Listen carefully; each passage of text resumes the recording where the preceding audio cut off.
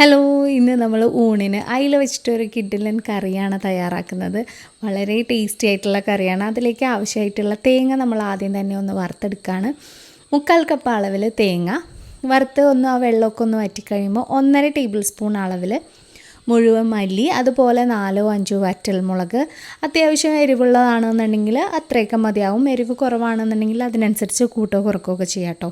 പിന്നെ ഒരു 1/4 ടീസ്പൂൺ അളവിൽ ഉലുവയും കൂടി ചേർത്തിട്ട് നന്നായിട്ടൊന്ന് വറുത്തെടുക്കുക. തേങ്ങയൊക്കെ ഒന്ന് നന്നായിട്ടൊന്ന് മുറുകി വരുന്ന ആ ഒരു സമയത്ത് കുറച്ചധികം ഉള്ളി ചേർത്ത് കൊടുക്കുക. ഉള്ളിയും കൂടി ഇട്ടിട്ട് നന്നായിട്ടൊന്ന് വറുത്തെടുക്കണം.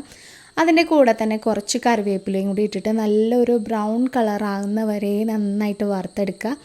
കളറൊക്കെ ഒന്ന് മാറി വരുമ്പോൾ ഒരു 1/4 ടീസ്പൂൺ അളവിൽ മഞ്ഞൾപ്പൊടിയും കൂടെ ചേർത്തിട്ട് ലോ ഫ്ലെയിമിൽ നന്നായിട്ടൊന്ന് വറുത്തെടുക്കുക. കുറച്ച് നേരം കഴിയുമ്പോൾ ഇതിൻ്റെ കളറൊക്കെ മാറി നല്ലൊരു ഡാർക്ക് ബ്രൗൺ കളറിലേക്ക് മാറും. അതുവരെ നന്നായിട്ടൊന്ന് വറുത്തിട്ടൊന്ന് മാറ്റി വയ്ക്കാം കേട്ടോ. ഇനി ഇത് തണുത്തിട്ട് നന്നായിട്ട് വെള്ളം ഒഴിച്ചിട്ട് നന്നായിട്ട് നമ്മൾ കറിക്കൊക്കെ അരക്കില്ല അതുപോലെ ഒന്ന് അരച്ചെടുക്കുക. അതിനുശേഷം കട്ട് ചെയ്ത് വെച്ചിട്ടുള്ള അയിലയിലേക്ക് ഈ ഒരു അരപ്പും കൂടെ ചേർത്ത് കൊടുത്തിട്ട് ഇനി നമുക്കിതിലേക്ക് ആവശ്യത്തിനുള്ള വെള്ളവും കൂടി ചേർത്ത് കൊടുക്കുക. നമ്മളുടെ കറി എപ്പോഴും നല്ലൊരു ഇതായിട്ടിരിക്കണ്ടേ, അപ്പോൾ അതിന് വേണ്ടിയിട്ട് വെള്ളം. അതുപോലെ തന്നെ ഒരു തക്കാളി, ഒരു മീഡിയം സൈസിലുള്ള ഒരു തക്കാളിയാണ് എടുത്തേക്കുന്നത്. അപ്പോൾ ഇതിലേക്ക് നമ്മൾ കുറച്ച് വാളംപുളിയാണ് കേട്ടോ പിഴിഞ്ഞൊഴിച്ചേക്കുന്നത്. അപ്പോൾ കറിക്ക് ആവശ്യമായിട്ടുള്ള പുളിക്ക് നമുക്ക് വാളംപുളി പിഴിഞ്ഞൊഴിക്കുക. പിന്നെ ആവശ്യത്തിനുള്ള ഉപ്പ്.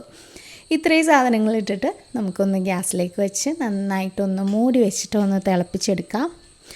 ഇപ്പോൾ തിളച്ചൊക്കെ തുടങ്ങുന്നുണ്ട്. നന്നായിട്ട് തിളച്ച് വരുമ്പോൾ ഇതൊന്ന് ലോ ഫ്ലെയിമിലേക്ക് ആക്കിയിട്ട് ആ ഒരു കറിയുടെ ടെക്സ്ചറൊക്കെ ഒന്ന് മാറി നന്നായിട്ട് എണ്ണയൊക്കെ തെളിഞ്ഞ് നല്ല കിടിലനായിട്ട് കിട്ടുന്നവരെ ഒന്ന് ലോ ഫ്ലെയിമിൽ കുക്ക് ചെയ്തെടുക്കാം കേട്ടോ.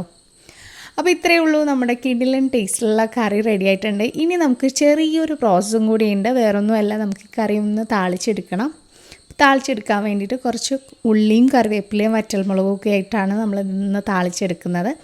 അപ്പോൾ അതുകൊണ്ട് തന്നെ കുറച്ച് ഉള്ളി, അതുപോലെ 1-2 വറ്റൽമുളക് ചെറുതായിട്ട് കട്ട് ചെയ്തതും, പിന്നെ വറ്റൽമുളകും കൂടി ഇട്ട് നല്ലൊരു ബ്രൗൺ കളറായി വരുന്ന സമയത്ത് കുറച്ച് കറിവേപ്പിലയും കൂടി ഇട്ടിട്ട് നമ്മൾ ആ റെഡി ആയിരിക്കുന്ന കറിയുടെ മുകളിലേക്ക് ഇട്ട് കൊടുക്കുക. മീൻ താളിക്കുമ്പോൾ എപ്പോഴും കുറച്ച് ഉലുവയും കൂടെ ചേർക്കണം. ഞാനിതിപ്പോൾ തേങ്ങയുടെ കൂടെ ഉലുവ ചേർത്ത് അരച്ചത് കൊണ്ടിട്ടാണ് സ്പെഷ്യലായിട്ട് ഉലുവയൊന്നും ചേർക്കാഞ്ഞത്.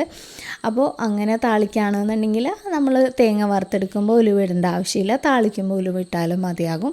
ഇതിപ്പോൾ ഞാൻ വറുത്തെടുത്തപ്പോൾ ഉലുവ ചേർത്തിട്ടുണ്ട്, അതുകൊണ്ട് തന്നെ എക്സ്ട്രാ ചേർക്കുന്നില്ല കേട്ടോ. അപ്പോൾ നല്ലൊരു ടേസ്റ്റി ആയിട്ടുള്ള അയിലക്കറിയാണ്.